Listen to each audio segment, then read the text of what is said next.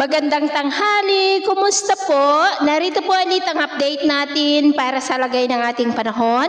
Ngayong tanghali po ng September 20, 2024 na kung saan sa ngayon nga po ay mayroon ng LPA na nabuo sa silangang bahagi ng Extreme Northern Luzon at tinawag po na Invest 90W.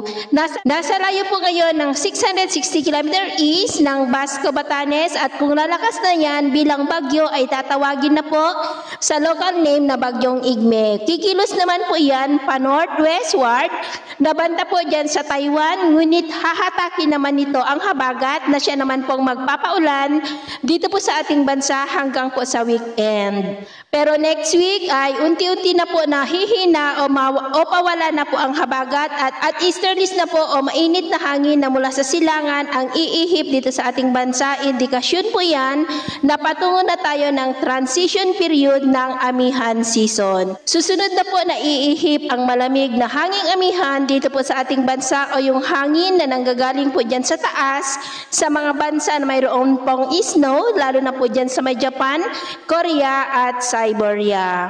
At ito naman po pinapakita ng forecast model natin pong ginagamit hanggang po sa susunod na 2 linggo. At sa lagay po ng ating panahon, ngayong tanghali dahil pa rin po sa habagat ay muulap ang kalangitan with isolated rains sa ilang bahagi po ng Ilocos Region, Cordillera, Cagayan Valley, Central Luzon, Metro Manila, Southern Quezon, Bicol Region, Mimaropa, ilang bahagi ng Panay Island, Bacolod, Cebu, Bohol, Leyte, Samar Provinces, Misamis Occidental, Butuan, Surigao del Norte, at yan po sa may Davao Oriental, Tawi-Tawi at Holosulu. At sa susunod po namang oras, ay mas mataas ang tsansa ng isolated light to heavy rain sa malaking bahagi ng Luzon at Visayas.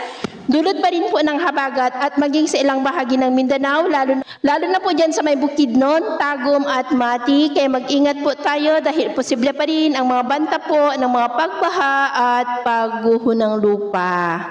At sa atin naman pong mga baybayin, dahil pa rin sa habagat, ay iwasan na po muna natin ang papalaot sa kanlurang baybayin po ng Luzon dahil ang mga alon po dyan ay posibleng aabot pa rin hanggang po sa 3 to 4 meters height.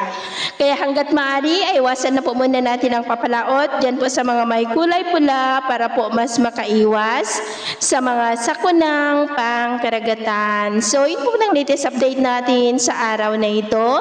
At ako po muli si James na nagsasabing sa kahit anong pagsubok po na darating sa ating buhay, huwag na huwag po tayong mawawalan ng pag-asa. Thank you and God bless.